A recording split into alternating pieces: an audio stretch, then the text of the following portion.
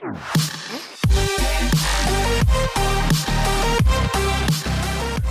to the RC Roundtable podcast, where we discuss the latest RC hobby news, events, model reviews, and a whole lot more.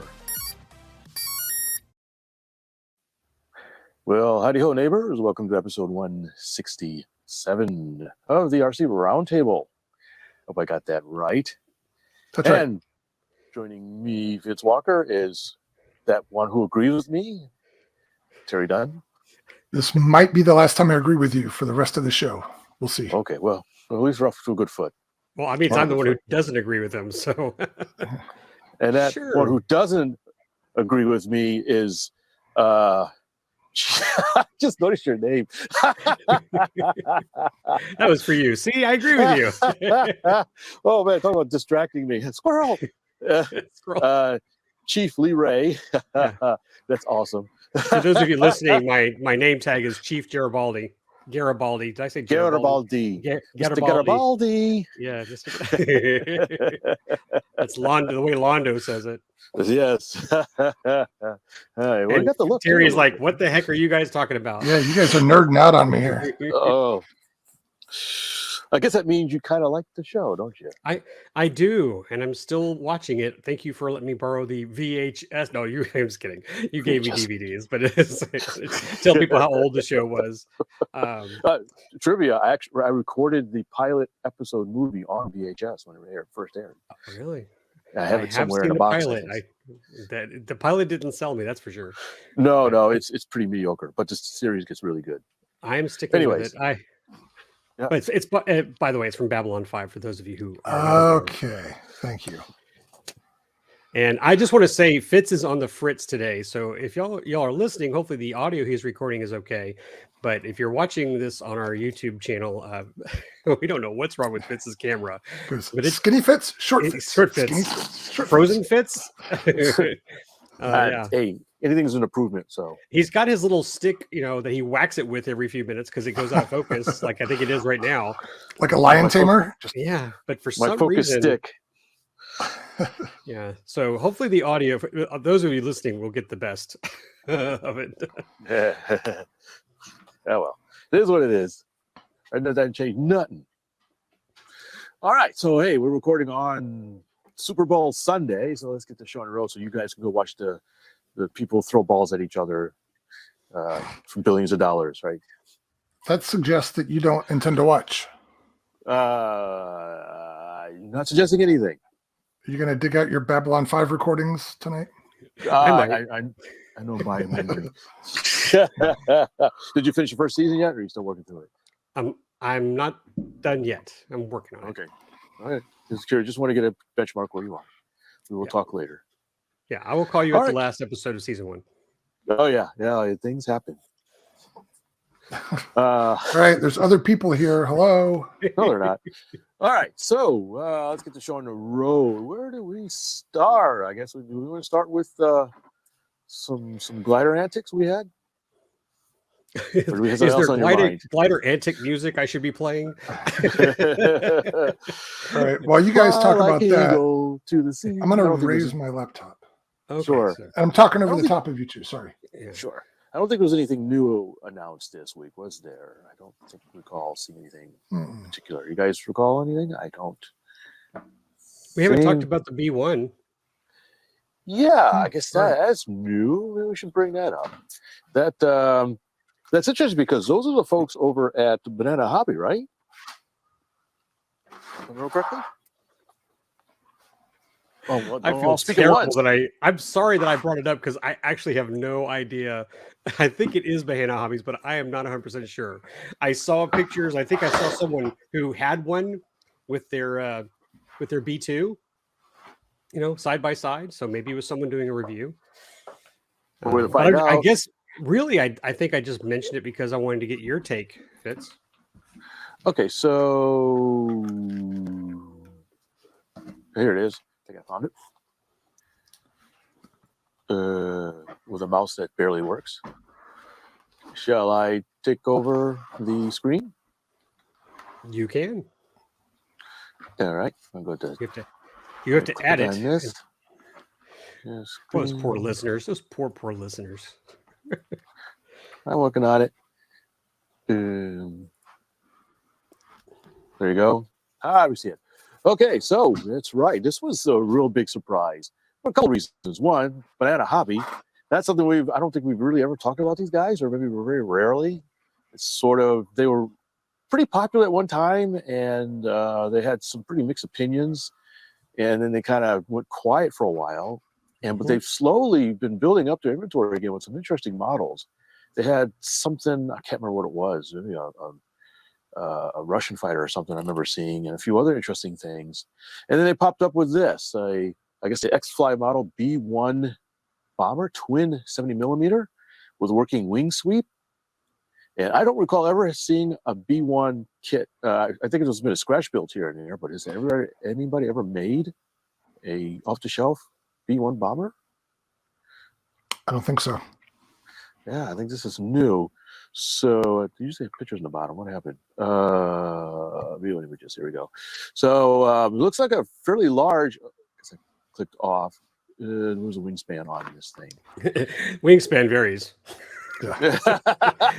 Yes, there's minimum maximum. There we go. In fact, it tells you it's 69 inches extended, 69.9. So 70 inches extended and 45 retracted. It runs off, where's the battery? I think it's just a 6S, 5,000 to 6,000 milliamp battery pack. It's got a 3-axis gyro, 2 80 amp speed controllers, 280 amp. 2 fans, 2 70mm fans. 2 70mm so I guess fans. One on each boom, right? Yeah, I'm guessing. Bifurcated. Yeah, let me go back to the images. Yeah, 2 bifurcated pods. It seems we can see a good spot. There's some nice images. It looks pretty nice. Well, look at that. Yeah, they got the shape of it right. Yeah, that looks really good. There's a wing swept back, so I can see 2 bifurcated fans would fit those. That would make sense. Otherwise, you'd have to have 4 40mm or something like that, which probably would be very efficient. Looks like it's got flaps too in there. Of course, do I hear 820s? 820. One in front of the other. Yeah, the landing gear looks pretty decent too. I'm not. We have to get our landing gear experts that listen to the show to see how they think. But I think that's a pretty good foamy representation of the B1 bone bomber. That's a pretty ambitious model with some lights too. Looks like as well. Yeah, there's some video of it flying from last weekend. They had demo models at the Arizona Electric Festival. Yeah, it's a big jet event. Yes. Yeah. I don't know if I've really seen any. Oh, the landing gear is aluminum. Look at that, all machined. Is it? That's what it looks like. It looks like it to me. Yeah. Okay, you might be right. Bogey wheels. That's pretty snazzy. Did you guys see the videos of it flying? I have not seen any videos. I've been busy. No. Oh, look at that exhaust. I saw one. It looked pretty good. Wow. There's a lot of pictures there on the Banana Hobby page. There's a couple of them flying in formation. That's pretty neat. Yeah, my only gripe is my usual gripe for these things, that it's an all-over gray color scheme. And it's all low visibility gray. Yeah. Unfortunately, I think with the B1, it's like, what, 2 paint schemes to choose from? Are there 2? I thought there was only the one. There might be one with a lighter gray at the bottom, but maybe just it could be. Version. I think the prototype might have been white with some accents on it, but there aren't many options. Yeah, that's the thing. It's gray or gray. Any color as long as it's gray. Yeah. They need to have that red and white one like they had the B-17 that was a lead plane. Right. It was striped. It's got a striped B1. Striped B1. There was no tiger meat B1. There was something colorful. Right. I don't see a video on here. It says videos and pics, but I just see pics. Get someone to do some flames on it. Go flash flames. Go you don't want flames on your B1. It's different. So they want $6.99 for this beast. And that's an intro price, I think. Is there a normal price on there? Yeah, pre-order price special, $6.99. Looks like it says P&P. I guess a plug and play. I guess add your receiver. Okay, that's not bad. Successful first delivery run. Looks like. Did you mention it came with the gyro? I imagine it does. Does it? No, it says it in the title. It says it comes with a gyro built in. So. Okay, yeah, here's the features. I guess it would come with a gyro. It includes Pulsar 3-axis stabilization gyro system, EPO foam, LEDs, Galaxy X7 70mm 12-blade EDF with 6S compatible and 80.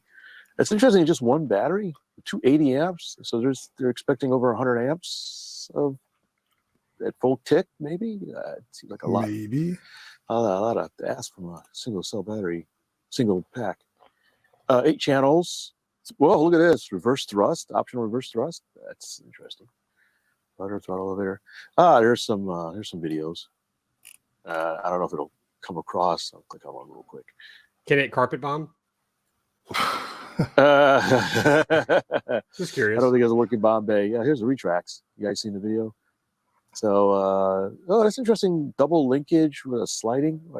Names are pretty interesting. Sorry if you're listening to this on audio podcast. Go to their website or go to our YouTube page and you'll see the video. It's a little choppy coming through the video here. I mean, you're probably watching it smooth, but it's smooth on my panel. It's like one frame a second. Oh, well, it's smooth. It looks pretty good. It looks like it's got a very stable platform. They got some air shots. Let's see if we can get I'm skipping around a little bit. I didn't see any wings. Well, there's one with a wing swept. Oh, it's a still. Oh, no, wait. If I hit the play button. They're all stills. They're all stills. It's like a flip book. They're mixing stills and this video's not quite all that exciting. But that's pretty neat. Oh, there's a flight demo. Let's see if this works. All right, up next, Fitz reads from the phone book. There we go. We'll start with the A's. There's some air-to-air shots. So I was hoping to see a wing sweep flyby. There's sort of a normal flyby. These wing sweeps do work, don't they? Yes. There we go. All right. Back up here. And here's a wing sweep flyby at 1 frame a second, probably for you guys, but yeah, still doesn't look too bad. I can see the gyro running. Trying to do the audio. Anyways, so that's actual speed for the wing sweep. Wings forward, wings back. Yeah, it didn't show the speed that they move. And there's it looks pretty smooth. It did, yeah. Okay, there's a landing. So that's pretty snazzy. I hope to see one of these suckers at some sort of event at some point. Darn it, you got me thinking, Fitz and Terry. What could you do if you had the wings sweep in 1 second? It's just like God.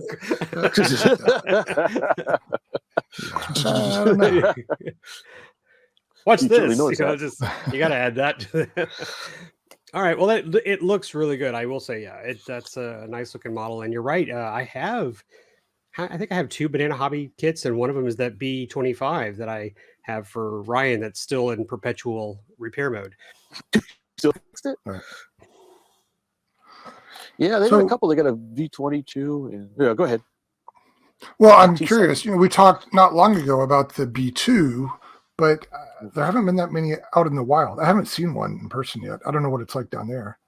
So this is another one. I've seen a couple different ones. Oh, have you? Okay, good. Yeah, I flew one. Remember I got a chance to fly it? Oh, that's right. So did we ever decide if that's grass capable? And I wonder the same question for this B1. Ooh, I don't know. B1 of Trillion Edgelings? I clicked off of it. That's okay. It's probably not on the website, but well, just curious. It's fairly large, so I imagine for shortcut grass it probably will work. Yeah, like everything. I'm sure it depends on your grass, but yeah. Is it grass or is it jungle? Right. All right, so it was neat to see that, and there seems to be a lot of excitement about it, and I think lots of people have already placed pre-orders. So. But I put this in the same category as the B2, that neat airplane. I look forward to seeing one. I don't feel like I need to own one. There's lots of nodding of heads. So I can see that. It is neat though. I'd be, if I found one like at a swap meet for a good price, I probably would be really tempted to pick it up just for. Well, sure. Lee, what's your thoughts? It's nice to look at. I wouldn't mind if someone said, "Hey, would you like to fly it?" And I'll be sure. But would I like to own it? No. You just want to play with the wing sweep switch. Hey, let's reduce that time. Come on, guys. Let's have some real fun. I think it's kind of, I don't know, maybe bombers in general, because I don't have any bombers that flying. I do have some that I'm trying to get ready, but I wonder how much lifespan they'll have with me as far as interest, because it's a bomber, right? You can't go down a runway inverted with the thing, and you can't do a whole lot of weird aerobatics with them because they're bombers. Why?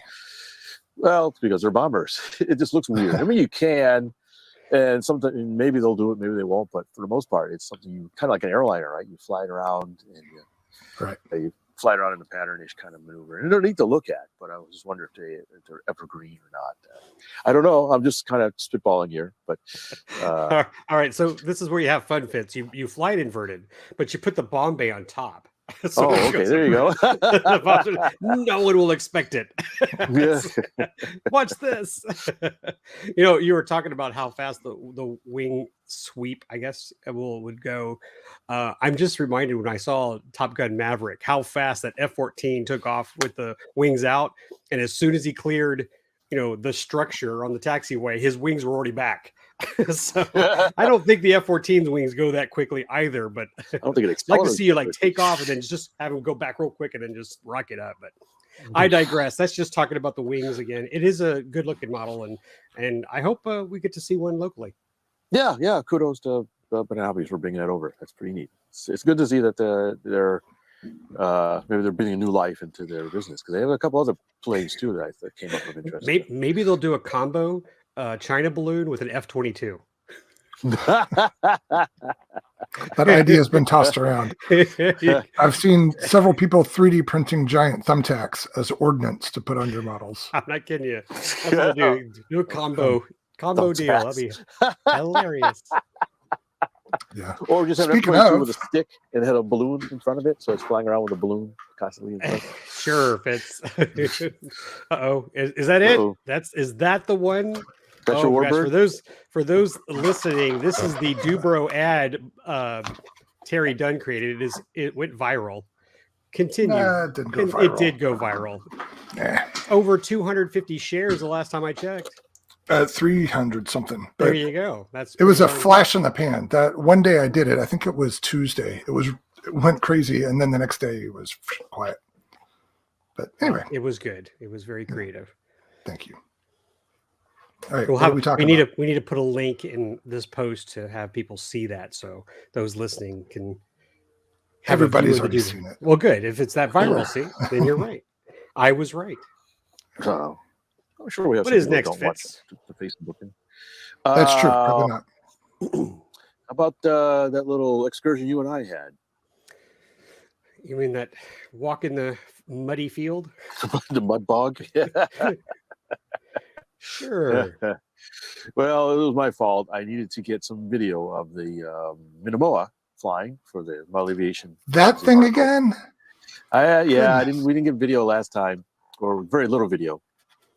So I asked Lee, said, "Hey, would you mind videotaping for me?" I needed.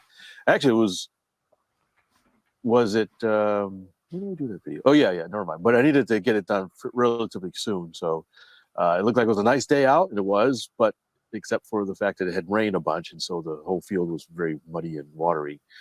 But we went out to the Scobie Field again, to the Hawks. I believe it's called the Hawks Glider Club, something like that. Houston Hawks. Yeah, Houston Hawks. Great bunch of guys out there. They always find some interesting stuff. And so we went out and proceeded to bungee launch the Minimoa again a few times. And Lee set up all kinds of cameras and a live show of sorts on our Facebook page. If you haven't seen it, you can check that out. We were doing things live. So we had a good time. We got some good videos. Thanks, Lee, for doing that. I got some really good shots, and it was good until the tow line broke. I have a question. So, Fitz, can I show the video, or do you need me to hold off? The one you sent me. Well, you can show a clip of it. Maybe just a short. Okay. Just a section Go ahead, Terry, while I pull this up. So the part of the video that I saw, it sounded like there was somebody walking their dog that was trying to coordinate with you. What the heck was that all about? We were setting up, and a lady came over and says, "Hey, I want to walk my dog it okay if I just kind of walk over across? And so we were just telling her, yeah, it's fine. Just be careful that we have sometimes no choice whether to land or not. And so just keep an eye up for anything coming around. And I think Lee, right? Didn't she say she was going to be pretty far away anyway? She was going to way over to the other side. So she wasn't associated with anybody that was flying there? No, not that I know of. No. Isn't there like a dog park right around the corner from Yes, we mentioned that, but she didn't go for it. Yeah, I've seen people out there walking their dogs before too. Not a whole lot, but I guess it's a giant field. People, I guess, think, hey, giant field, I have a dog, let's go walk. I would not have been so gracious, I don't think. So kudos to you guys. But and there is a sign there, but I don't remember if the sign says anything about pets or not. I forgot to take a look. But it is a sign. It clearly states that it is a glider club. On the rudder to tone down the sensitivity a bit. Once it's off its leash, it's relatively easy to fly, but it does have some quirks. Those. Can y'all see? And that's yeah, we see it and we heard it. Yeah, I was trying to figure out how to turn it off. Oh, so there's accompanying the Model Aviation Magazine review article will be a short video that I made, and this is the video footage we took during that outing. And so I got a chance to fly some more. I had taken some weight out of the nose because I was running a little bit out of elevator and flare. And it seemed to handle fine. So I pulled about another 3-4 ounces out of the nose, and it made a noticeable difference, an improvement in handling at low speed. Okay. Look, he put a camera on it for you. Yes, I had put a camera on it. So Nice. And so I got some air shots, some side shots, some wide angle, close in, a little bit of it. I love that. Yeah. So we had this plus my Mavic. Yeah, a nice Mavic shot. So we got some good launching shots of it on the high start. So, so the full video will be published as soon as the article goes live. You can see the whole thing. There's even more stuff in there.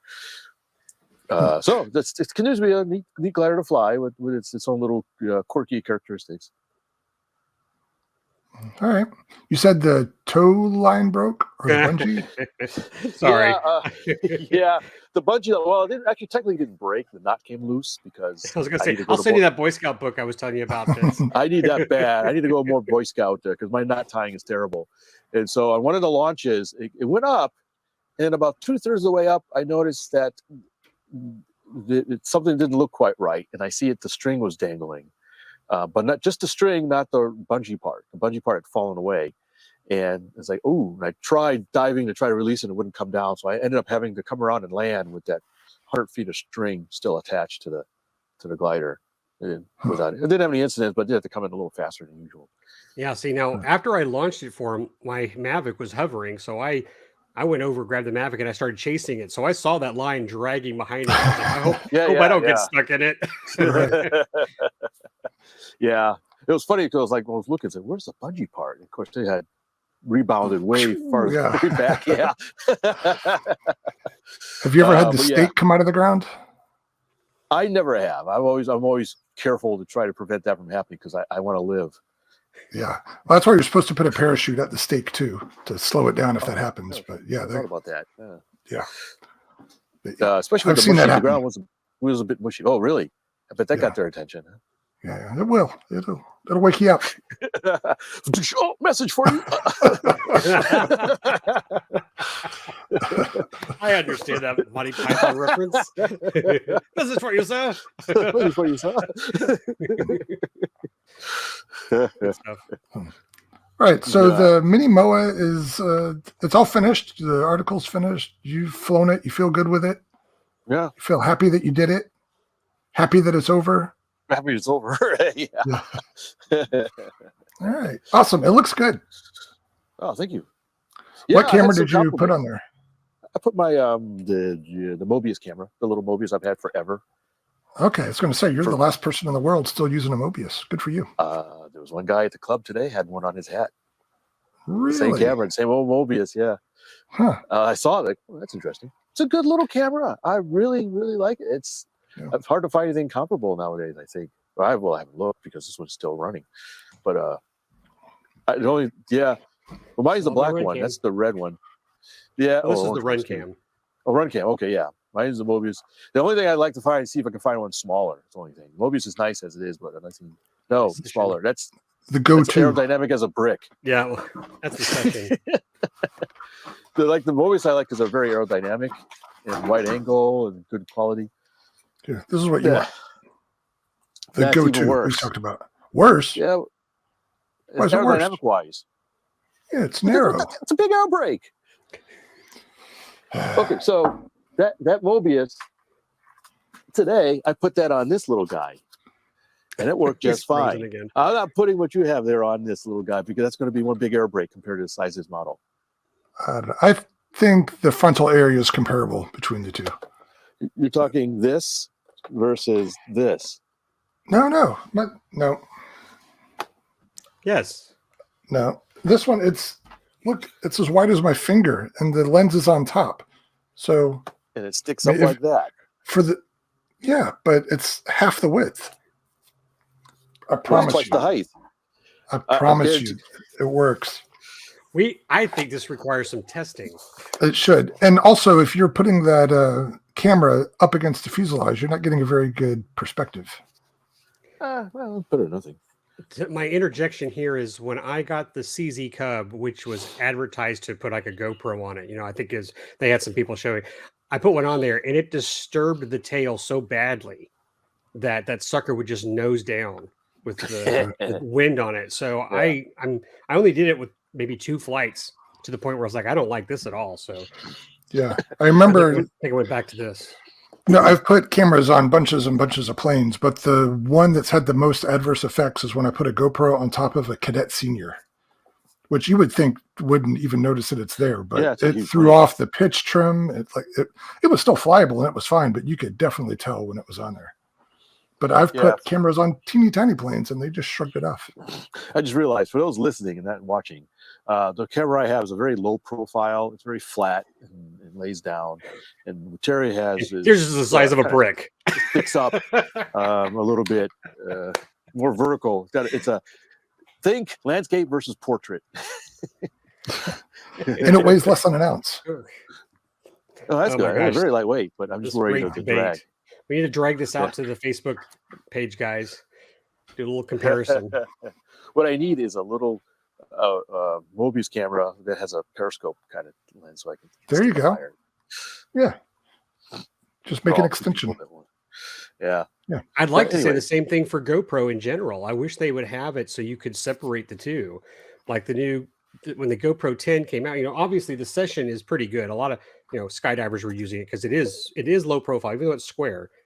I don't have my 10 on me, but the 10's a lot wider, but it's even higher than this. But they came out with this, what do they call it? The GoPro, not light. There was something else, but they tried to make this 10 that was lighter as far as that, but they had to have a little piece on the side to cool down the electronics, whatever it was. But if they could make it so you could mount them separately, run a cord back to like a helmet or something like that, you're right. It would be great if they could make that cam feature. But again, it's a question of how many are they going to build that people really want that. Yep. Yeah. Well, not very many people use model airplanes, I think. Anyways. Yeah. So we'll see. Anyway. All right. Yeah. Congrats on the Minimoa. And I'm still waiting for you guys to aero tow it. What's the holdup? There's no holdup. We just didn't have time. We just knew we were going to do a tow line. All right. Well, I'm tired of your excuses. Make it happen. Well, I think there's some logistics issues too. We need a third person. What, for the camera or the camera? Yeah, to get camera footage. Okay. Or you put an onboard camera on the tow ship and the glider. Bada bang. We've done this before, fellas. Come on. Not enough. We need a third person view. We need an exterior wide shot. We'll get. Go back to film school for you, Terry. While we're talking about cameras, there was a device that I had a couple of years ago. I've still got it, but I don't use it, called Solo Shot. And the idea was it was an automated thing that you put this little receiver inside the plane, or it wasn't designed for RC airplanes, but you could put this little receiver in there and the camera was supposed to follow it wherever it went. And I thought, my ship has come in, right? This is exactly what I need. It's going to be everything. And you could even set it with certain cameras to zoom in. So you always had a certain percentage of the screen filled with whatever you were trying to capture. It didn't work. It didn't live up to its promise. And there was another version after that had the gimbal with an integrated camera that was supposed to fix all the problems of the one that I had. And I think that one ended up being even worse. So it's still a solution that's waiting for the hardware. So, and just to tack onto that, I would say you're right. I never saw that camera work as far as recording video, but in the same technology, I've seen people who are doing UAV flights where they have like a remote antenna. It's not necessarily tied to them that tracks where it is to increase the signal strength. So it's actually tracking where the quad is at all times, or UAV. Yeah. Yeah, I had brief moments where in any given flight, maybe I would get 3 or 4 passes that worked right, but it would never just track it correctly from beginning to end. And you had to calibrate it at the beginning. Obviously, since I'm not using it, why is it following that dog? Right. Was it ready for prime time? Yeah. So that would be great when somebody fixes all those problems and has a real solution for that. I'll be the first in line to buy one. Need lasers. Right. So that was more of a camera discussion than a glider discussion, but whatever. Yeah, that's how we roll. Yeah. What's up next, Fitz? Well, speaking of cameras, Lee, you were considering some sort of FPV purchase or something? What's up with that? Well, we briefly talked about it, Fitz. It was kind of, again, continuing the Minimoa. Because I had the Mavic Pro, or excuse me, the Mavic Air 2, there we go, that I was doing that aerial footage with you, I was like, man, I need to do more chase stuff. And you and I had mentioned before that Austin has a race quad that he's chased the P51 for a review for you. And I was like, man, I need to get one. So I will tell you, I've been digging lately. And I'm not going to get too much into it, just to say that I'm looking for a cinema type race quad. I guess you could say cinewhoop, but a little bit bigger, that will hold my GoPro 10. It has to go faster than the Mavic Air. So the Mavic Air, I'm going to guess, is 20, 25 max. So I really need something a little quicker than that, but I don't need a racer that goes 100. I'm not looking for that. So I did find one. Maybe I'll just save that package up later. The issue I have is the one I'm seeing that I'm going, okay, that's probably within the price range I can afford, is that it uses ELRS. And I don't have ELRS.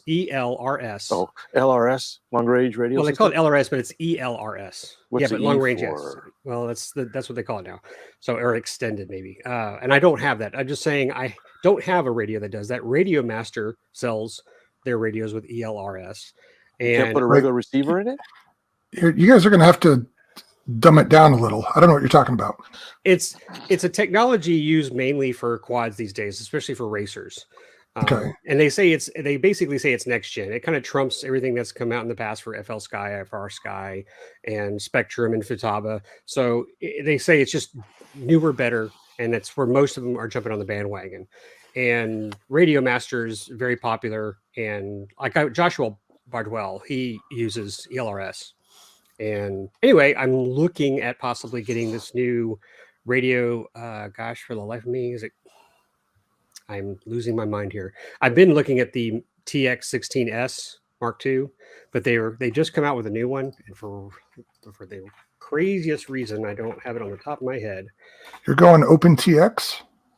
Yeah, no, Edge. It'd be Edge TX. LRS. The last LRS system I played with was like 400. Boxer, that's what it's called. So Radio Master just came out with a new transmitter called the Boxer. It hasn't been released yet. But what I kind of like about this new Boxer radio, it's a little smaller, it's a little less than the TX16S, that you can get it in a 4-in-1 combo, which supports Spectrum. So that's fun to play with, but you can purchase an ELRS module to add to it. So that's about as far as I'm going to go, because I don't have any more details than that. I am certainly on the research. You can tell by not having my answers ready. I don't know. But I'm trying to find the combo for that. And right now, that's kind of what I'm looking at. So, but my goal being, I'd love to do more chase, stuff. Now, the Mavic Air is great for that cinema view that you can go slow. In fact, you've got modes there. One's actually called like cinema, where it's really, really slow. So everything's nice and smooth. And I love that, but I need something a little quicker. So this might fill that. And with all the events I'm going to this year, I'd love to get in the air and capture more faster stuff. And sadly, the truth is I'm a rookie at this. I mean, I'm doing well with the Air 2, but I got to do some practice to not crash into other people's aircraft. But I have done stuff with Austin. He's got one. We both looked at his video stuff, and he has done some really good coverage of my aircraft. So I think I'll adapt. So there you go. That's my possible new venture. I have 2 questions. Fitz, do you have a question too? I had a statement. I was just looking up ELRS.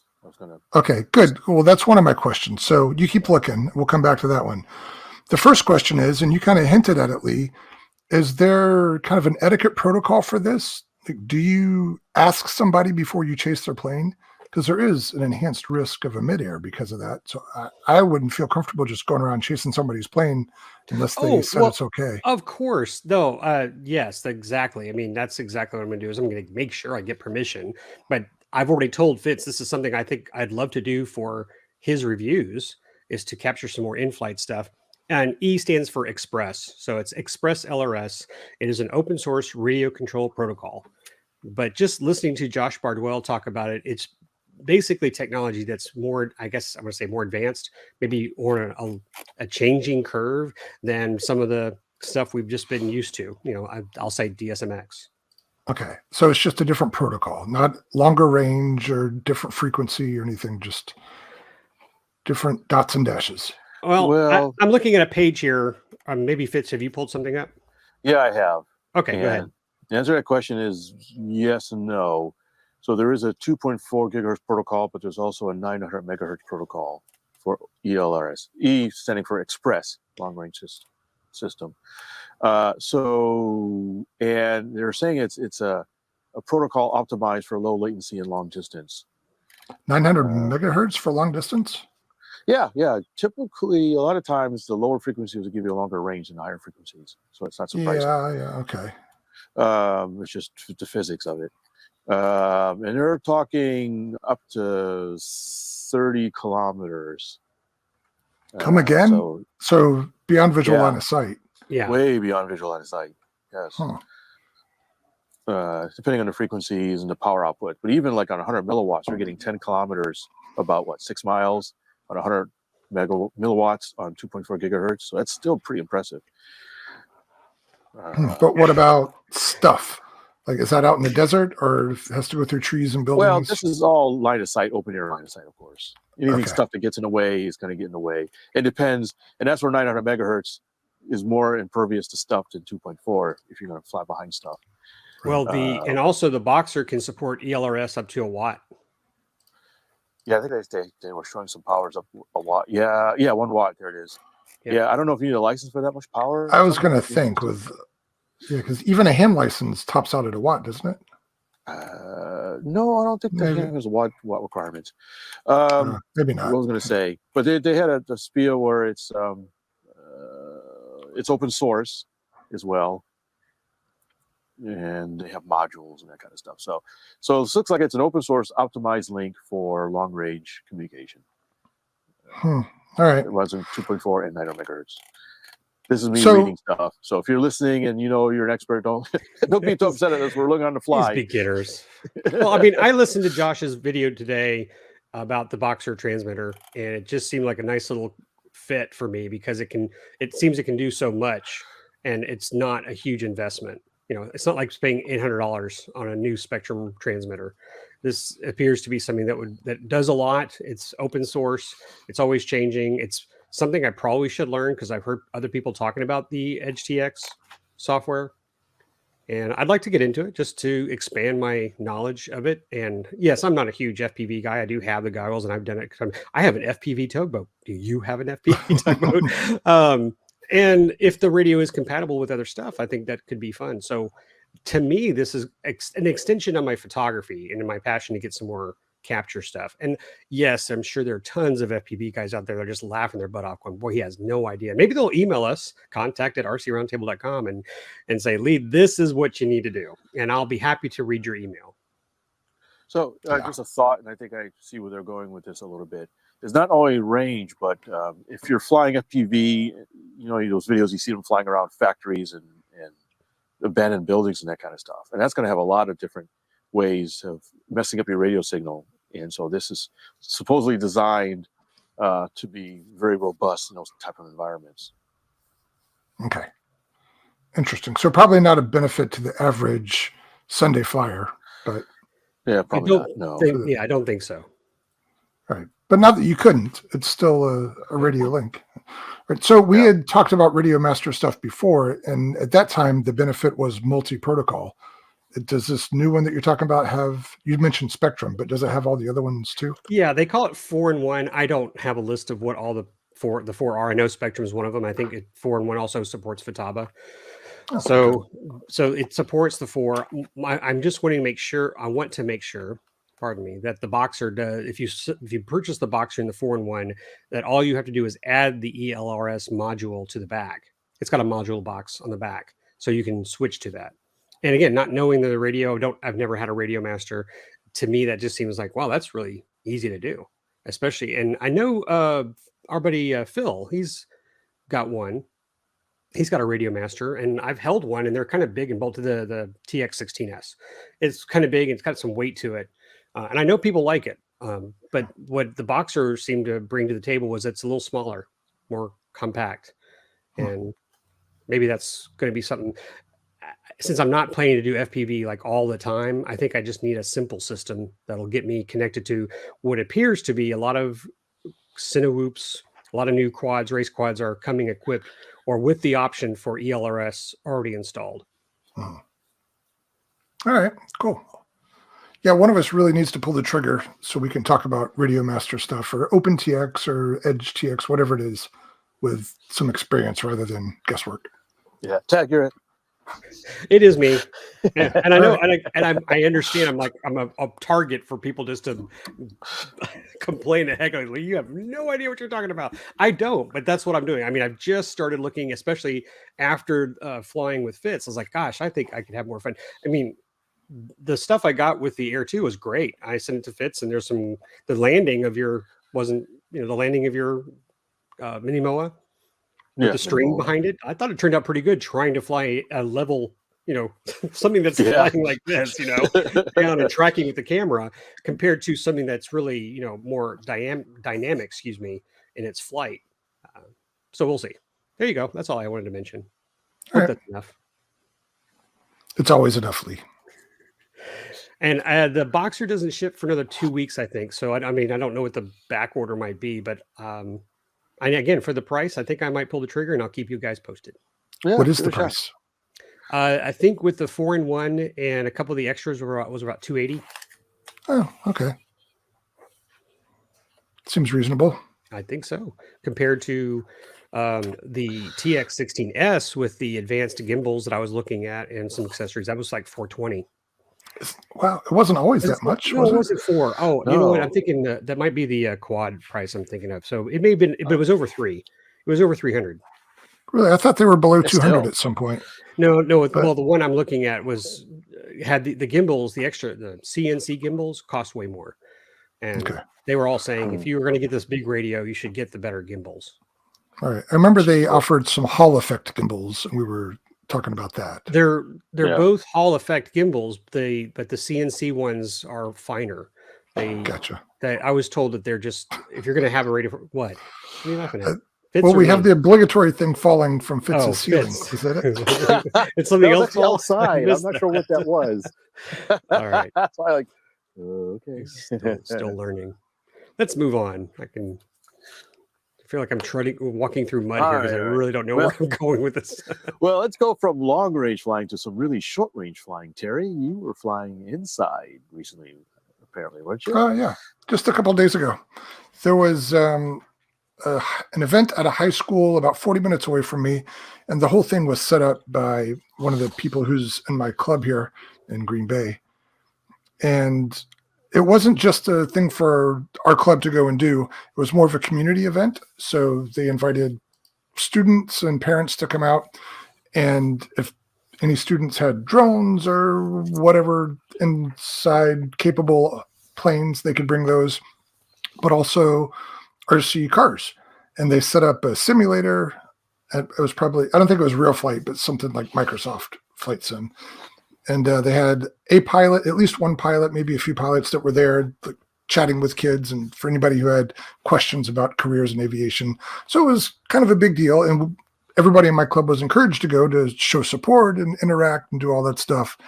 And so I went, and when I walked in, there were probably 50 people inside there. So yeah, I was super impressed with the turnout for that. It's a party in the house. Right. And the venue was their gymnasium with their basketball court. So it had your normal basketball court and then some easement all the way around it for when they have the bleachers out. So a pretty good size area, and the ceiling was nice and high. So all of my ultra micro stuff, no problem. And then some of my 2-cell small stuff like my ultra micro parallax or UMX timber, like perfect for inside there. And anyway, there was a lot of people there doing all kinds of stuff, had a good time. I don't even think it's a bad thing. Just the unique thing about it is because there were people driving cars at the same time, and then they didn't really coordinate the flight activities. So you had kids flying their stuff. Everybody's just kind of doing their own thing. So there were times when there were just a lot of airplanes in the sky and cars driving around the ground. And so you really had to keep your head on a swivel to make sure you were going to land in an area and not get run over by some kids drag racing or something like that. But overall, it was just very good to see that many people come out and participate in that sort of thing. So I had a good time. Had a midair with my UMX Radian, and I think actually came out on the better end of that deal. What did it get run into? Somebody flying a UMX Beast, that biplane, which is a 2-cell airplane with a brushless motor. But he went down. The Radian kept flying.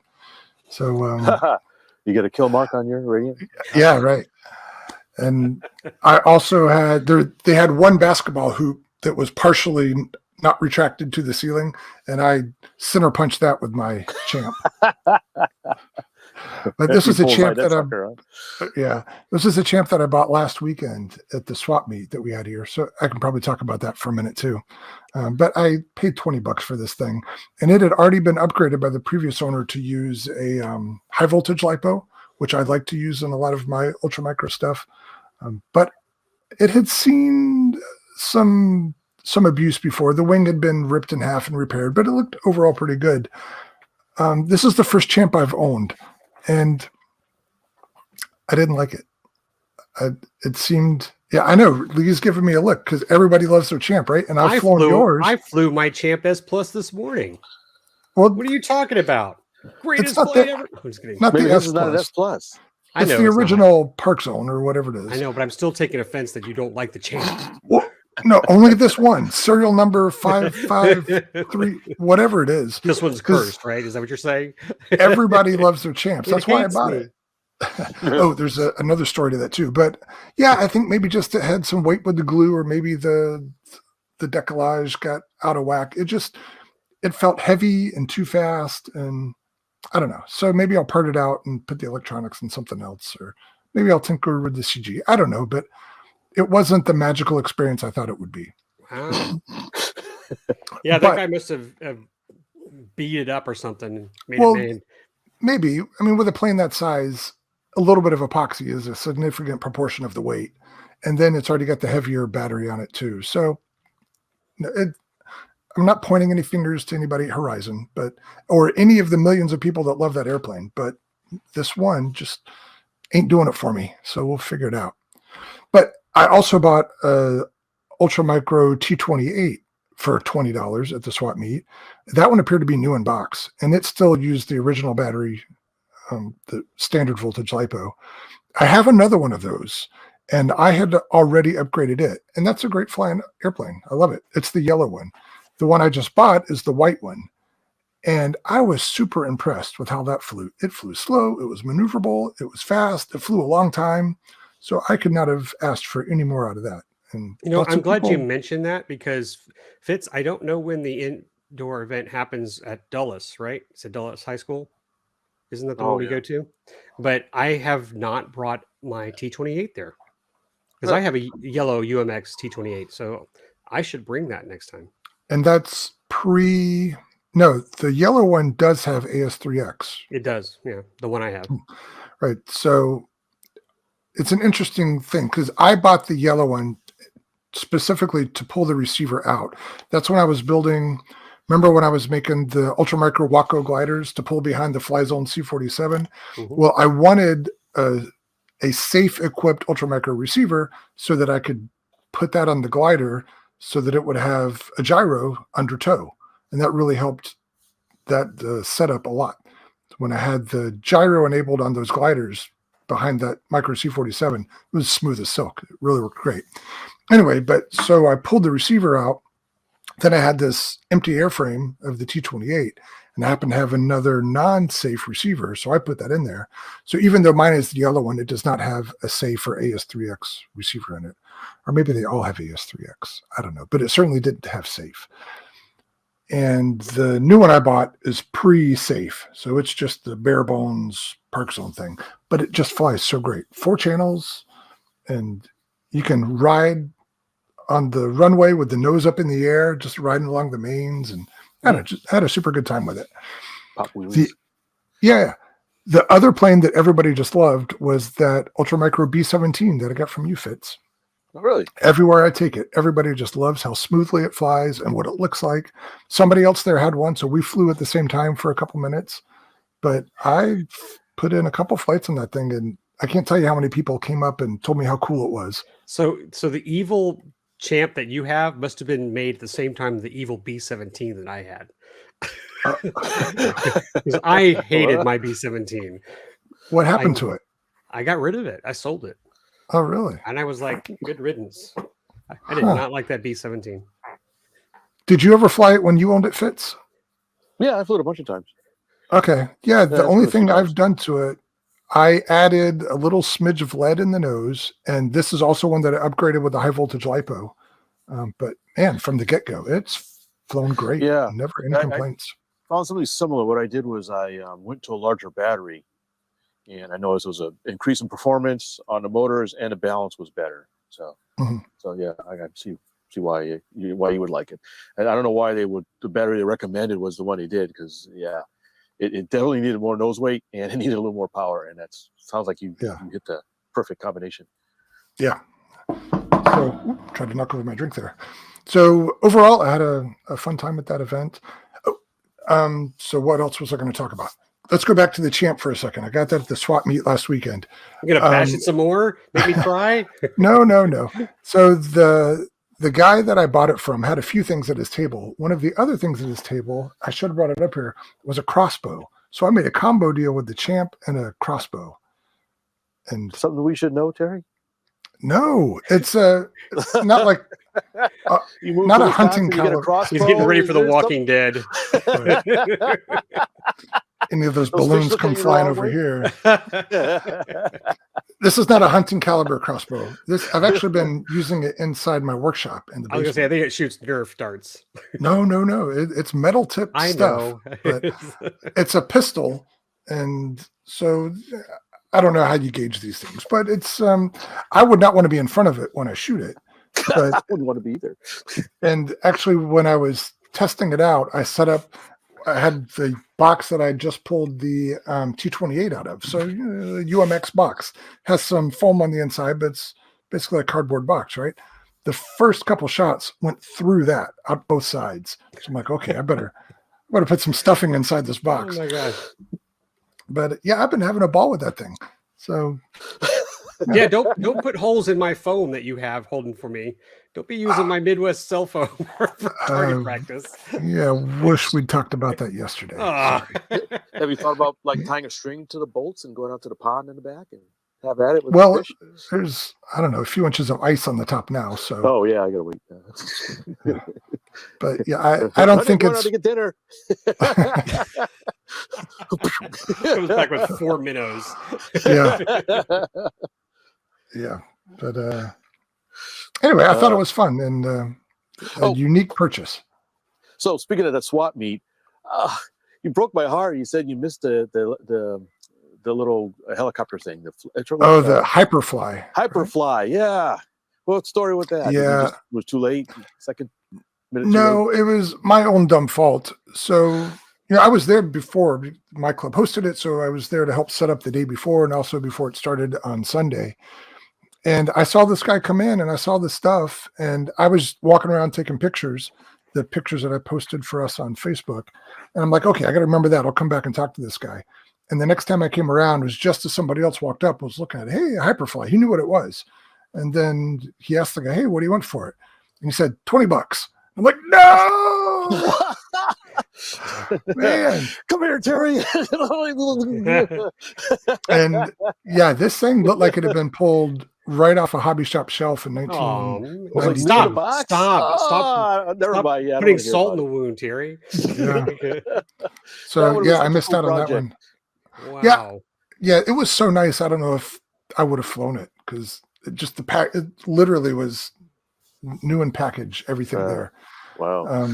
And so for those who don't know, the Hyperfly was a really early helicopter from, well, not really early, but park size electric helicopter. It was kind of a helicopter. It was sort of a hybrid helicopter auto gyro kind of thing.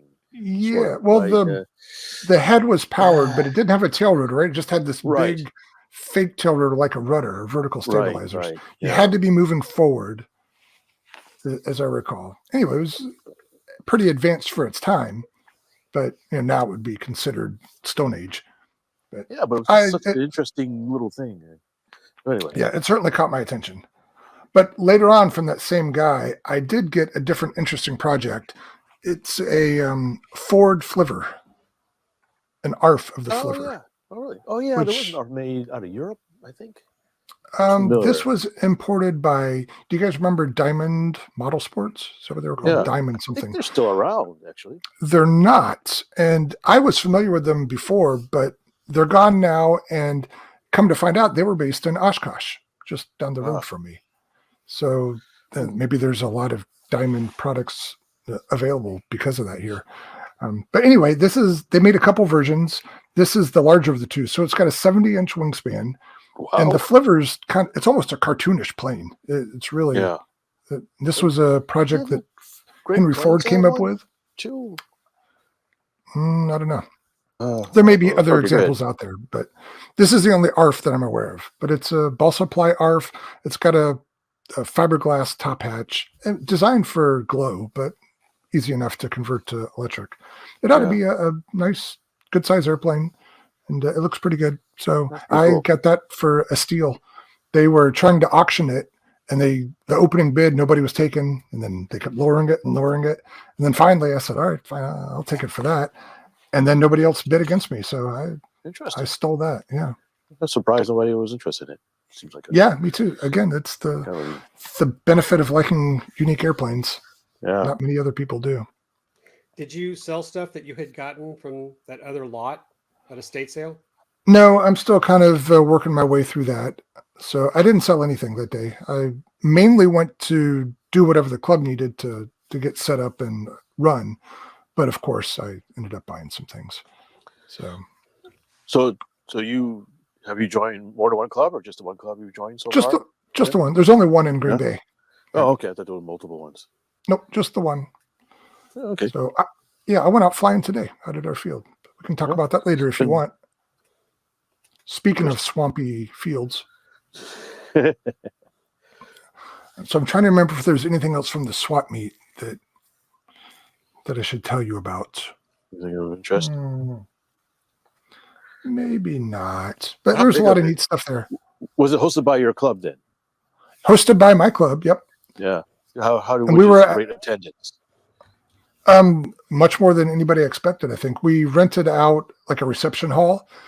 And actually, I went to another swap meet there a couple months ago, hosted by a different club. And there were much more people this time around. But it's good. It's a little bit south of town. So that helps attract the people from Milwaukee and lower cities. They don't have to drive all the way up to Green Bay. But we had a good turnout. Every table that we set out was taken by somebody, and we ended up having to scramble to get a couple more tables. And yeah, we ended up making some money on the deal. So good. Yeah, it all worked out well. And I did post some pictures, so you'll have to look on our Facebook page or Instagram to see some of the various stuff that was around. But a lot of neat airplanes. Some stuff really went for a song. and other stuff sold at good prices. So I think overall it was a good deal for everybody. I'm happy about it. Good job. Yeah, thanks. And when we're done talking, I'm going to remember something that I'm sure I wanted to tell you about, but I'll catch it on the next show. I'm looking around to see if I staged anything. Nah, move on to the next one. All right. Well, Lee, looks like you got some plans coming up to an event in Georgia. In Georgia? In Georgia? Yeah, I'm the real heading pitch to. I am. I'm heading to SEFF, guys. All right. So, it's official. It's official. I'm heading to SEFF. Hopefully, I don't.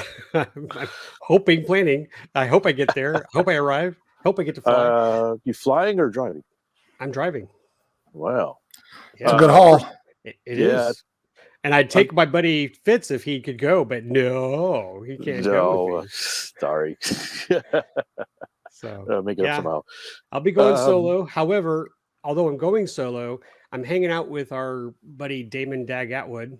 I'll just call him Dag. Okay. Oh, cool. He has been talking about doing a video guide for newbies at SEFF, and I seem to be like perfect fit for his content. So I actually had a conversation with him and told him, I said, really, I'm coming for the AMA, but I want to fly, but I'd love to be next to your tent so I can hang out with you and do some footage for you and your YouTube channel.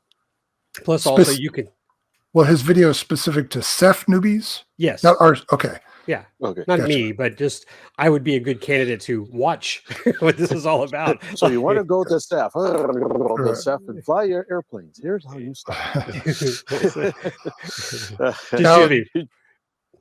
Dag builds. Okay. You first, Fitz. Real quick, your first time in SEFF, right, Lee?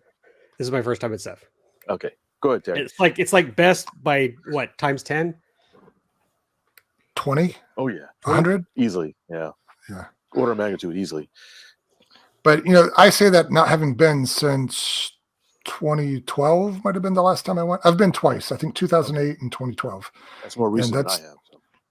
11 years ago. I'm sure it's changed. So you're saying more than 500 pilots are going to be at SEFF? We had 50 pilots at best last year. So you're saying there's going to be more than 500 people? I think so. Pretty close to that, right? Or at least a couple hundred, at least. Okay, so it's bigger than best, but it looks like it's kind of the same thing. They all just pile their trailers and stuff on the flight line, and everybody has these little tents, and they just enjoy the day and hang out and have fun. And plural. Yeah. Well, it's only one. Well, they divide up a full-scale runway into sections, or at least they did when I was there. I think since the last time I went, they've installed a pond. So yeah, I think there's a back flight line for helicopters, and I think a pond or something for float flying. Yeah. So anyways. All right. So I'll be interested to see your experience and how it's changed since I've been there. But what I was going to say or / ask is Dag is known for building super ginormous models that go there. Yeah. So do you know what he's planning to bring this year? Nope. And even if I did, I wouldn't tell you. I gotta keep the surprise or suspense there. But I told him I'd be happy to take footage for him. So don't know if I'd be able to get my little, cinewhoop, as we were talking about earlier, out for this event. I'm hoping to, but I'd love to do that kind of footage for him. Although I'll definitely be bringing my Mavic Air, and I'm hoping to get a lot of content for the AMA. All right. Do you know? And I'm going to add real quick. I've already talked to Damon. We're going to do live shows from SEFF, he and I. So unfortunately, since Fitz can't be my host walking around the flight line, Dag will be the one who can show us what it's all about. Okay. Been recruited. Oh, what days will you be there? I don't know. It's a week-long thing, isn't it? It is. I don't think I arrive till Tuesday, but I stay through Saturday. Through Saturday? Okay. Mm-hmm. He says a lot of people leave in the afternoon on Saturday, but I'm going to just hang out and see what. I don't know. I guess it's the full week, and some people have to travel quite a distance to get back home. Because you've been there all week, it's not a big deal to leave. Yeah, and I don't think they have anything planned Saturday night per se, like Joe Nall does. So, are you staying at the field? I am. Really? How are you doing that? Trailer. Oh, that's right. You're driving there. Okay, good. Both times I went, I was with a group, and we had a hotel in Americus, which is just down the street. But yeah, I had wished that we had been able to stay there on the field. Yeah, I'll bring a tent with me, but I plan to just stay in my trailer. I did okay at best. It was a little cold, but now I've got my learning curve now, so I know what to bring. Plus, I am hoping, talking with Bob Bernard, who's running the event, and I've communicated with him because I'm going as an AMA representative. I might have a tent or at least this area for AMA, as a sponsor to have electricity. So I think where I might be is where they'll have electrical available, in which case I have my trailers hooked up for external AC. So I'll be able to put in an air conditioner, fan, or heater, or whatever if I need it. But I don't have a problem with it. I'm good for roughing it. So I don't need the hotel is nice just to be relaxed and chill like Fitz and I did for Joe Nall. But I'll wait for that other part. But Joe Nall is coming up too. We're going to have a different event for that. So you're going back? Because that's just a couple of weeks later, isn't it? It is, yeah. So you thought that one drive to Georgia was going to be long. I had to turn around and now drive to South Carolina. We'll see. We'll do a bunch of driving this year. But I'll have Fitz with me this time. So yes, we will be going together. Yeah. And we are renting an RV. I've ordered on site? On site, yeah. So we'll have an RV delivered for us and place to hang out and get some sleep, hopefully. And participate in the nighttime antics and all kinds of stuff. Exactly. Enjoy staying at the field, getting up early and flying our butts off. And as far as I know, Tom and Richard are planning to go, our buddies from Dallas. So we will hang out with them. So I've got some trips planned. I'm not going to Perry, so won't be doing Perry this year, but I'm sure we'll have some people let us know how things go. Maybe we give them a list of things to look for. Maybe some people will remember us. Yeah. I know. That's cool. We know some people are going, so maybe a little short list. If you see this. And speaking of events, Fitz, do you see my shirt? SAE. Yes. Yeah. In fact, I just got the dates for that. Did you see? Did I tell you? Another thing drops. Apples, coconuts.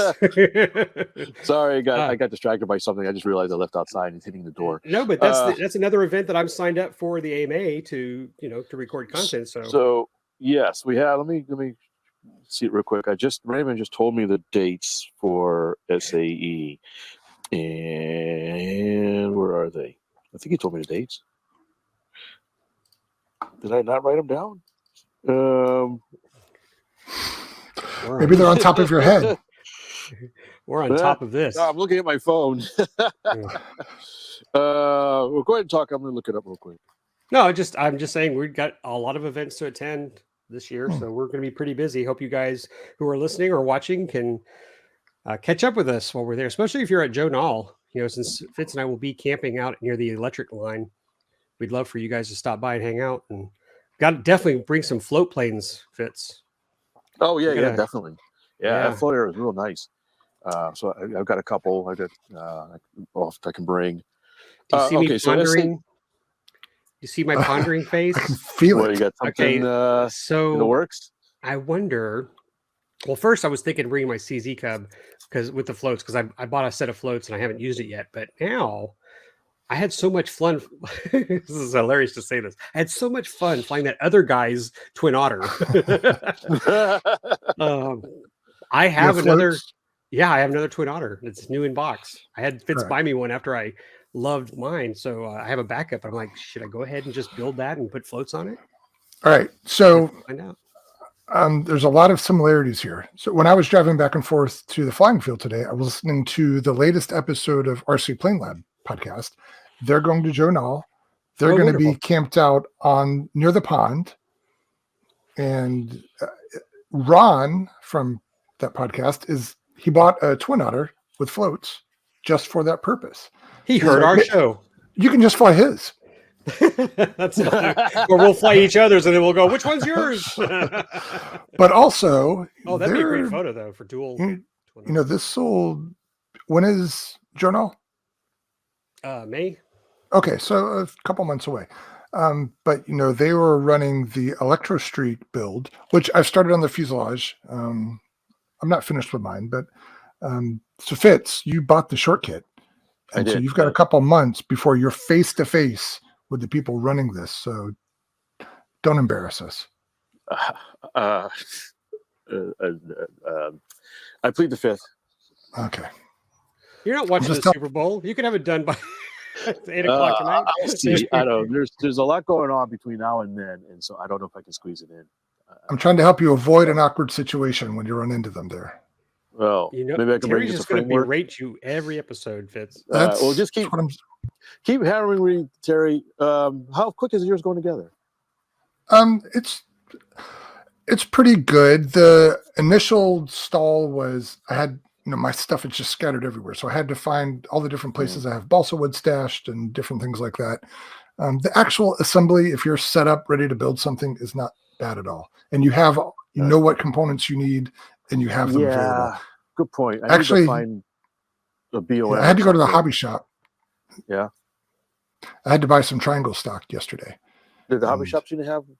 Is it they had standard sizes of wood? They had a pretty good selection there. It wasn't as light as I would have liked, but what are you going to do? I just want to make sure they didn't have like weird sizes of wood I had to order or something like that. If you think it's generic sizes. I assume you're not coming to the Green Bay hobby shop, but I told you last time I ended up making my own leading and trailing edge stock out of sheet because they're a little bit unique, or at least I didn't have them. But yeah, if you have a reasonable selection of sheets and sticks, you'll be fine. I do. I have a pretty good selection, so I'll go through. Maybe what I'll do is at least try to pick out the wood pieces I have or don't have and try to get stuff. And that way, if I can find some time to work on it, I'll try to frame it out. I mean, it doesn't look like it's not a very complicated kit. It's just I got so much other stuff. Yeah. So actually, I started on the fuselage today, and it uses 3 30-seconds thick balsa sheet for the sides, and I've got some of that. Yes, somebody gave it to me a long time ago. Maybe they were cleaning out an uncle's basement or something, and somebody I worked with, they brought it to me. Hey, you build airplanes, right? Here's some balsa wood. But at some point, I don't know if the person who gave it to me or somebody before that, I guess they thought 36 inches was too long and took up too much space, so they had broken it into 1 foot lengths and not cut it, but it's like sawtooth broken. So I've had to rejoin them with scarf cuts to be able to make the fuselage side. So, and that just takes a little engineering. Plus, I'm doing something a little bit different. I finally figured out how I'm going to make mine unique, and that's required some head scratching and calculating. So once I actually have everything figured out, I think the rest will go quickly. Did you see that Old School Model Work are selling bundles of balsa wood? Oh yeah, I did see that. See that relatively discounted prices, I think. I don't know. I was thinking about picking up a bundle or something. Well, if our buddy Terry would just go to that city in Illinois, buy all those lots of balsa I sent him. Yeah, I didn't look up where that is, but even the northern border of Illinois is about 3 hours away from me.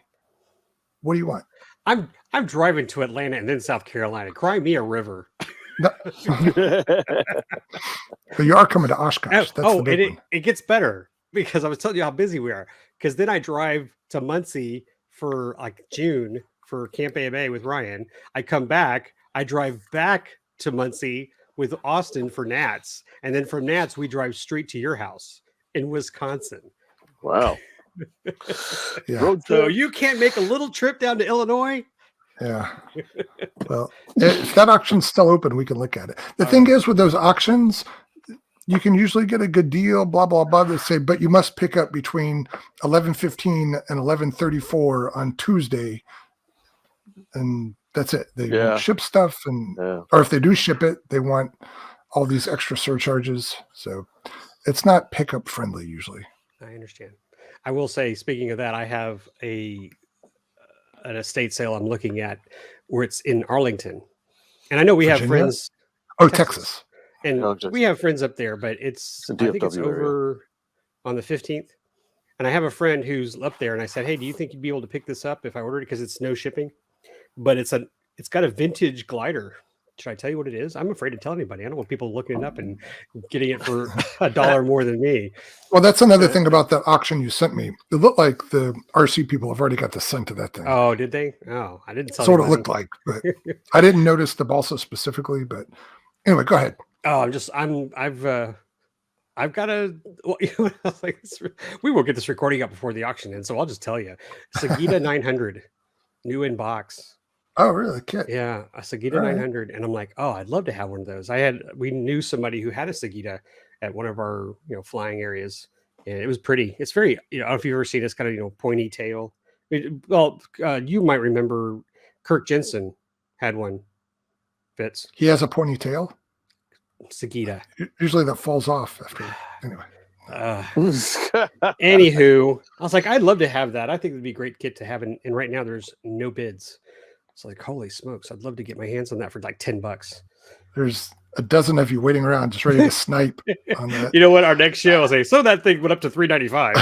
Right. But I got it. I'm the sucker. Yeah, I wasn't going to let those jerks take it away from me. Like, I couldn't help myself. I kept hitting the enter key. Anyway, we got distracted, or I got distracted because that's what I do. What else were we talking about? Just follow up. The SAE Aero Design is April 14th to 16th for the one in Fort Worth. There's one in Florida on March 10 to 12. If you're in Florida, check that out. It's a cool thing to see. Not sure where in Florida. Are y'all volunteering at the Fort Worth again? Yeah, I am, if I can make it. Lee? So SEFF's the week after that. So SAE would be a week before I leave for SEFF. So interesting. Are you planning to go to Fort Worth, Lee? For SAE Air Design? Yes. Yeah. Okay. Cool. For the AMA or as a volunteer for SAE? AMA. All right. Cool. Crashy smashy. Take your helmet. Yeah. This is good stuff, man. Yeah. Although, were there a lot of wrecks last time? Man with his head to the camera. Sorry. Yeah, SAE? Yeah, were there a lot of wrecks? Was it last year you went? Yeah, I went last year. Okay. Yeah, there were a few. There was a couple of epic ones, including the Texas A&M one that disintegrated. Oh, right. Oh, yeah. All the soccer balls went flying. Yeah. I was so happy I got that on video. I get that. Yeah. But the team ended up winning anyway, so they had a backup plane and they did really, really well. Yeah, they're always entertaining every time. And they always tweak the rules too, so the teams come up with some really funky designs to try to meet the rules. So. I'm gonna make a correction. So you were saying SAE Air Design is the 14th and 15th. Is it go through Sunday or just the 14th and 15th? Friday and Saturday? It's Friday, Saturday, Sunday. Did I miss it? Yeah, I thought the awards were Sunday morning. Yeah, awards they fly half the day Sunday and then do the awards. Okay. And then Friday is judging. Saturday is the main flying. Okay. So SEFF is the 24th of April through the 29th. All right, so you've got a week to recover. Yeah.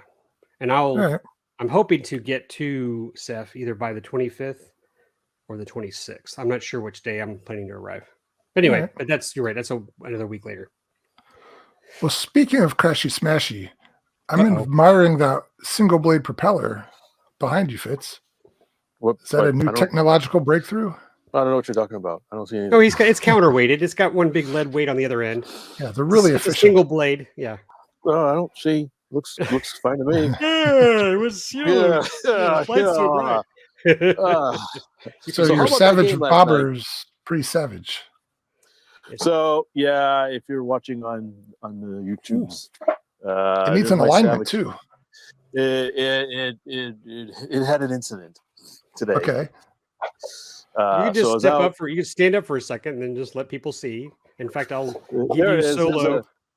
Here's a sneak peek of what's left of the Savage Bobber, Savage Crasher. So where do I start? Well, it was an awesome day for flying today. I said, let me take the Savage Bobber out. I still needed to get some video for the video review. So I had Jeff join me out there and to take some video. And so we got started. I had a weird thing this morning where I had to rebind it because it was just acting weird. But anyways, so it took off. No incidents, just flew around. I was proceeding to give it a good workout. Flew around, did some loops and rolls. And I said, well, let me do just a quick snap roll. And so we did a great snap roll, which immediately transformed into a flat spin. And it wouldn't come out. Really? And so this is a result of it pancaking onto the ground in a flat spin, and it just refused to come out. I had full opposite rudder, power on. It just was, it was in, it wasn't coming out. And I was actually at a pretty good altitude too. I wasn't really low. So I had time to come out of it. And if anything, it just got faster. Wow. Time slowed down. Time slowed down, like, oh, it was like, oh, that's interesting flat spin. Let me just get some opposite rudder, and wait, it's not working. Why isn't that coming out? Oh no, this is not good. Whack. Do you think that one has less lateral stability because the fuselage isn't covered? I think that's what it is, because I actually did a quick attempt at a knife edge with it just for giggles, and I could tell it was like, whoa, it was really, really funky when I tried that. Yeah, there's nothing to knife edge on. It's just there's nothing. tubes. It's just airframe. Yeah, I mean, stand back here and grab it. So, but I think snap rolls are usually pretty innocuous, right? I mean, they're not exactly. You can see the back of it. So yeah, it's all open. But I figured, because I had done a snap roll before, it wasn't the first time. I'd flown this thing a bunch of times, and so I said, well, I'll just do a quick snap roll just to show on the camera. And the last time I did it fine, and this time it for some reason, it snapped itself into a flat spin. Maybe I was thinking today, maybe the direction, maybe in one direction, it has a tendency to, if I snap to the, you would think left is more violent because you've got torque helping it.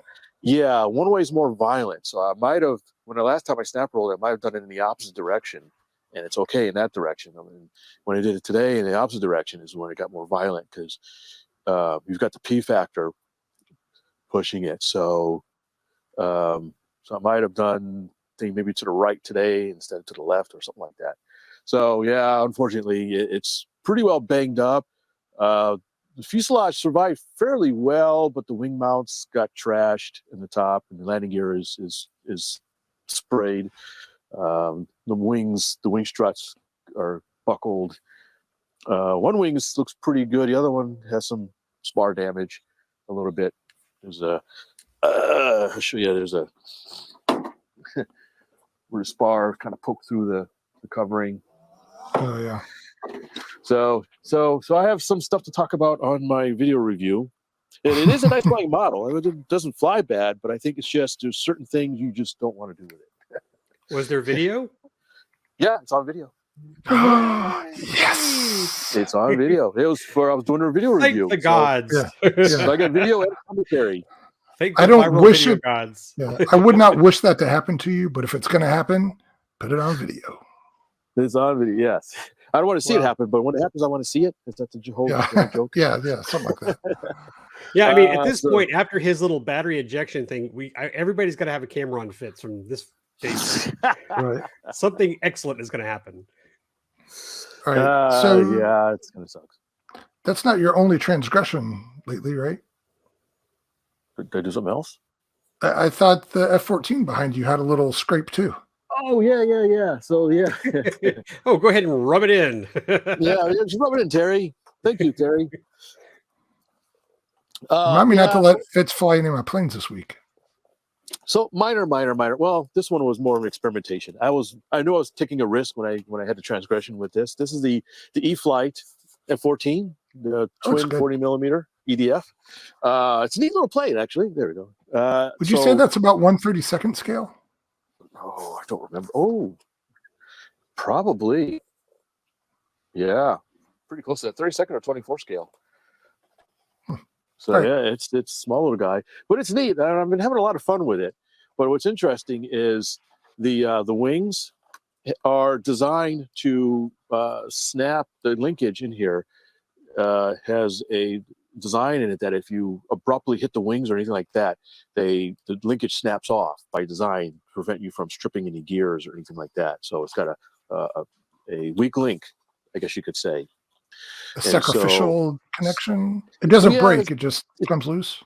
It just comes loose. And so what you do is you pull out 4 screws out of the bottom, and this top patch comes off, and you just basically snap it back on. It's like a ball and joint kind of thing. It's kind of clever, but it snaps off fairly easy. We'll never do it in flight, but I had one time I was taxiing with the wings out, and I kind of tipped over and it popped off, and so the wing just kind of flopping. And then what happened was I was doing the video review, and I pulled the gear off and did a hand launch, and I came in to land with the wings out in tall grass, and it just lawn darted into the grass kind of. I don't know, the landing wasn't abnormal, but it was enough to snap both connectors off and slide the wings back. And so I thought, hey, that's kind of interesting. I was too lazy to take it apart. I wonder if I could fly it like that. So I proceeded to take off and fly a pattern with the wings all the way back and loose. And so I came in for landing, and landing wasn't too bad. It had a little more lift than I thought. And what happened is, as I was just getting into the flare, it kind of rolled slightly and then went behind the cameraman. And so I lost sight of it for a second. And when it landed on his wheels kind of fast and a little bit hard, and it just flipped itself over and broke off the two verticals and one of the landing gear mounts and scraped up the canopy. So it wasn't anything serious. It just was just a bouncy landing. Not even an effect of the loose wings? That was just incidental? It didn't do that. Yeah. Okay, interesting. I guess say that. Explain that again. The fact that it landed upside down is not because the wings were free to sweep on their own. No, because it was a real bouncy landing. Yeah, it was a weird kind of bounce flip kind of thing as it landed. Sometimes planes will bounce and kind of just flip over because I guess the force of the bounce was conflicting with the aerodynamic loads, and it just does it was kind of a weird thing. I was surprised it actually flipped over like that, because normally you would think just kind of a hard bounce, but it did what it did. So interesting. So that conversation makes me think you guys are familiar with automatic leaning edge slats, right? Which are just kind of spring-loaded devices, and based on the speed of the air coming at it, it either deploys or when the airplane gets going fast enough that pushes it back in. Right. So I wonder if you could find a spring for that sweep mechanism so that at low speeds it's automatically forward, and as you build speed, it sweeps it back. Oh. It would take some fine-tuning. But yeah. Because you could do something like that. But I found out you can take off and land this thing with the wing swept back. It actually took off really well. In fact, I would argue it took off in shorter distance with the wing swept back versus when they're fully out. Huh. Is anybody guessing what I'm thinking? No. What's that? What are you thinking? All right, you gotta take off and have one wing come out. That was my next question. Thought about that. I didn't try it, but I seriously thought about that afterwards. Are they geared together, or will they work independently? Yes. There's a mechanism. If you watch my video, I'm working on it now. I actually should have it uploaded fairly soon, next day or so. There's a neat little jack screw kind of mechanism, and there's an aluminum spar wing box here, and so they both move together. Okay. And so if you wanted one out, one in, you'd have to pop it off and lock it in place with tape or something like that. All right. So be cool though. Anyways, yeah, it's still pretty neat. It's a neat little model. It was super easy to hand launch. Just pull the gear off, put it in. Remember we talked about safe mode for hand launches? Yep. They specifically say to put it in safe mode for hand launches. But apparently they tweak the algorithm so that it can actually detect the hand launch, either the accelerations or something. And so when you launch it, apparently it knows that and either feeds an up elevator or something to smooth out the launch. And so when I launched it, it was just straight as an arrow, just went real nice out of the hand.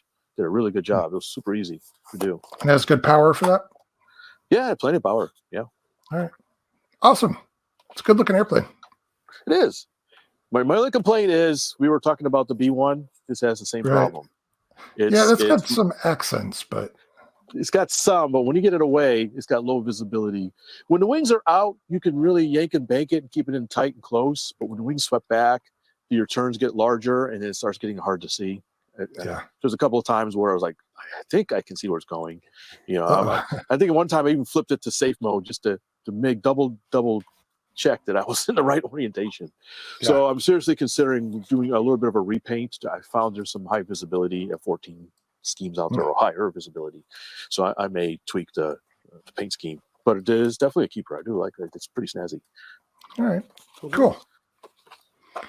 Well, if it makes you feel any better about your screw up with the Savage Bobber, I flew 2 airplanes today. One was the Amptique that I got at the Neat Fair a couple of years ago. That one has an Astro 05 direct drive that I run on 2 cells.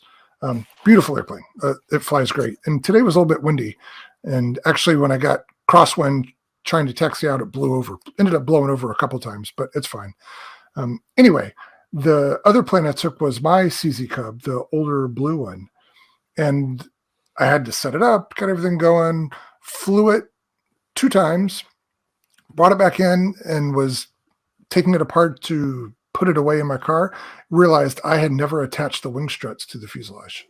Oh, yeah. So I don't know how much structural integrity they provide, but I did notice the wings seemed a little flexible, more flexible than usual.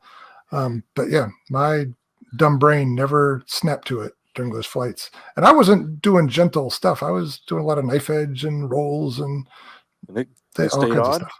It stayed fine. They don't hold the wings in place, but I assume they add some rigidity. They didn't turn to a V? No. So anyway, hopefully I'll remember that next time. So, but what a fun airplane that is too. I like mine. Yeah. So mine, I guess they all have provisions for a tow release. You just have to put a servo in there or something. So I look forward to using that as a tow plane. I forgot that it actually can move forward pretty quickly. I was thinking it was just kind of a lumbering beast, but it's got a little speed when you give it the gas. Did we talk about this? Do you have the stock motor in it? Yes. I know you upgraded yours. Is it the 40 or the 50? I think the 50. Did they put a 40 in it? So there was. It started with a 40 that quickly got replaced by 50s. Okay. Yeah. My 40. This one, it'll hover. If that tells you anything. Well, my Turnigy, when I switched to the Turnigy, I have a lot of lovely power on mine. Cool. I almost forgot about something. But... Lay it on us. Sure. So yesterday we had an interesting special event at the flying field. I can't believe I almost forgot about this. So the one JSC of our Club? members, JSC Club. One of our members is either knows or friendly with a bunch of full-scale pilots. There's some sort of flying club at his job or something like that, or loosely affiliated with his job. And so he invited him to come out to our field to see model airplanes. And at first I thought, well, that's odd. Why would they want to see model airplanes? But when we had the event, it turns out that many of them really weren't all that familiar with model airplanes, even though they were full-scale pilots. It's just private pilots, for fun. They really weren't all that familiar. They had a lot of questions, and we had a really good turnout despite the weather being kind of meh. We had a good turnout of our club members with a good variety of aircraft. And we were able to talk to them, have them explain to them bits and parts of the aircraft, and they had a lot of interesting questions and answers. We had a trainer set up with a buddy box, so they brought some kids out with them, so we had the kids try to fly. One of the trainers, the club president, and one of the instructors was out there setting things up, and I was out there. I brought my Val, Terry, I brought the Val out. Nice. Did you? You were having engine trouble with that before. Did you get that all squared away? Yeah, I got that squared away. It ran like a champ. In fact, it ran better than it's ever ran. What'd you do differently? I did a couple of things. One is I changed I put a clamp on the spark plug the cap thing. Okay. I think that was getting loose and causing some issues. And I tweaked the tuning of the engine. I think I rigined it just a touch. I think it was leaning out in flight. I had a couple of things getting it ready. And I realized I needed to charge the battery. I thought the battery was completely dead, but I was able to revive it. And I didn't want to start it first. For some reason, I had the starter on it. I think this thing is running. And then it eventually cranked right up and was running quite fine. And I remembered to bring the bomb this time. So I had the bomb drop and the smoke system. Actually, it worked too. So it was great to show them both the smoke system as I was flying around and the bomb drop. They got a kick out of the bomb drop. Even though it released late, I came in for the dive and I pressed the button. Nothing's happening. It's like, the thing. And I kind of pulled out and went off a little bit, and then it fell out. And they're all excited. Hey, the bomb drop. You need to talk to Mason. Yeah. He needs explosive bolts. I need explosive bolts on it instead of just a release mechanism. And I brought my Freewing A4 out, right. which is interesting. Lee, Jeff, his father worked on A4s when he's in the Navy back in the good old days, I guess, when he was a young lad in the Navy. So he was real excited to see that he was out there. He wanted to see that fly as well. He was telling me about servicing the A4. So they got a kick out of that too. They were all fascinated by the jets, the electric jets, and that kind of stuff. And so, we gave an impromptu flight demonstration to some real full-scale pilots. It was funny. I was talking to several of them. What are you flying? It was at one point. It was this lady, a little bit older lady, and she was just kind of standing around. And I said, "Well, are you a pilot?" She goes, "Oh yeah, I have a Piper such and such, and I have a T6." I'm like, "Wait, what?" If you ever need any ballast in the back seat, you let me know. Yeah, I was like, "You have a T6?" She goes, "Yeah." I was like, "Oh wow, that's awesome."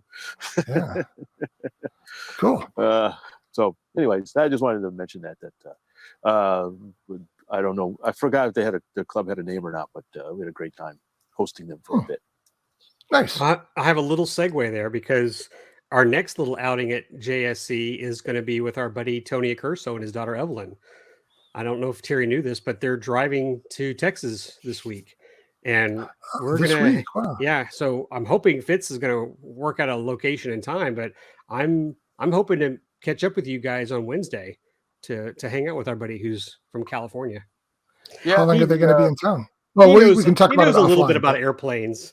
Yeah, a thing or two. Couple just a little bit. Yeah. Yeah, I used to have connections at the Ellington hangar, and then of course at the cement pond. So yeah, MBL.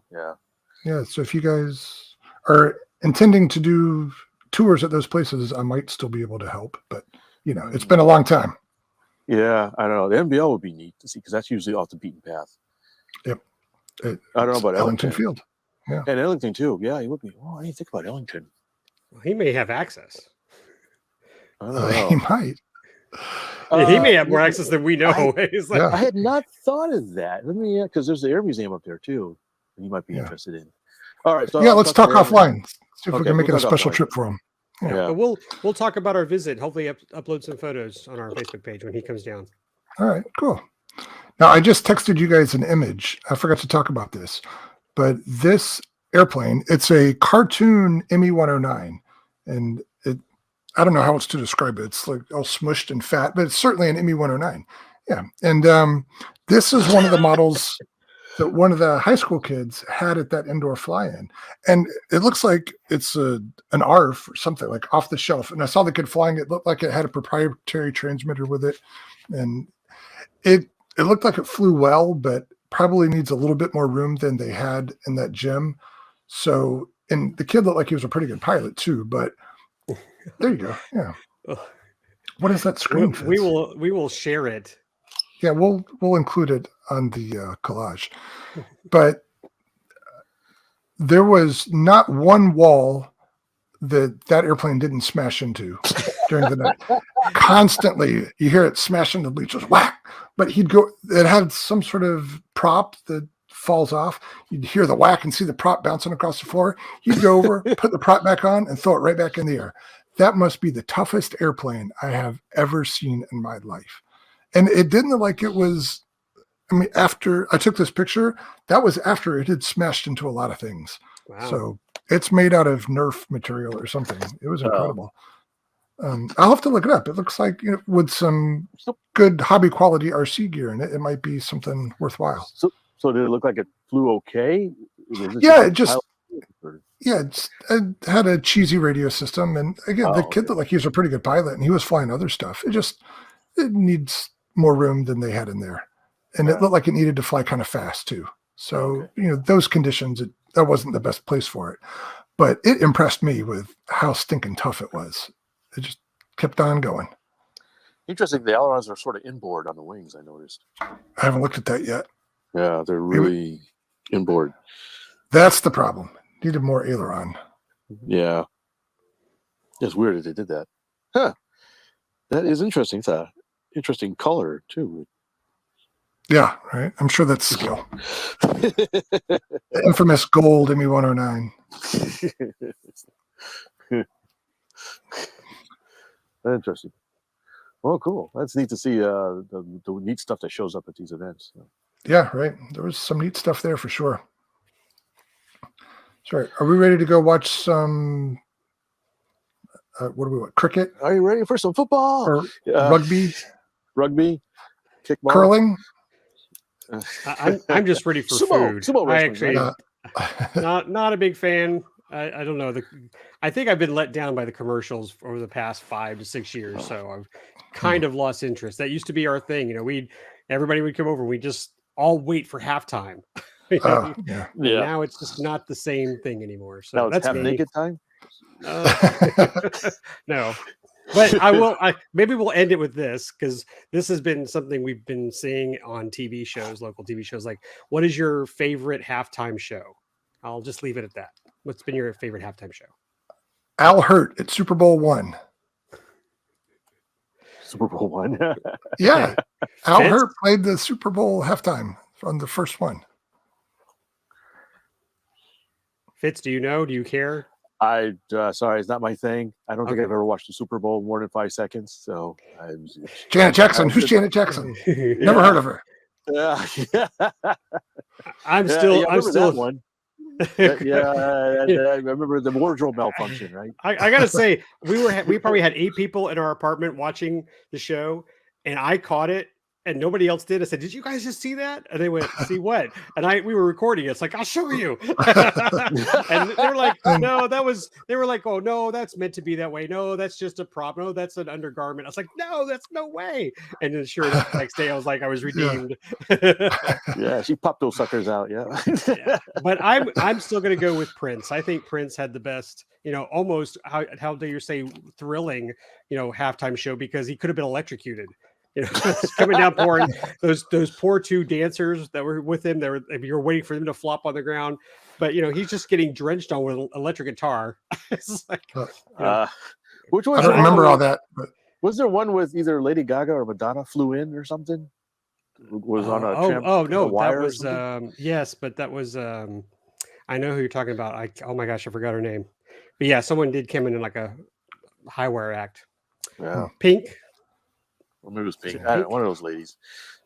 But anyway, we'll find out how this halftime goes. But yes, I think we're done. We'll keep everybody posted on our next upcoming show. Okay. And just keep following us on our Facebook page for more news. I posted a story today about a glider I'm putting back together. That was my dad's, so I'm getting ready for Nats with that. You can follow along there. And of course, if you want to fill me in with all the FPV knowledge you have about ELRS and stuff like that, you can reach us at contact@rcroundtable.com. Oh, by the way, we got an email today. I don't know if you guys saw it yet, but I have not. Okay, yeah, check your email. All right, we'll check it. Okay. All right, thanks everybody for joining us, and we will see you next time on the RC Roundtable. Check us out on our Facebook and social media, stuff like that, rcroundtable.com, or send us a note. Somebody, like Terry just said, somebody sent us an email at contact@rcroundtable.com. No hate mail, please. We'll take it. It doesn't matter. Yeah, okay. No such thing as bad publicity. Yeah. Good. Any publicity is good publicity? Yeah, something like that. Okay. All right, everybody. We'll see you later. Bye.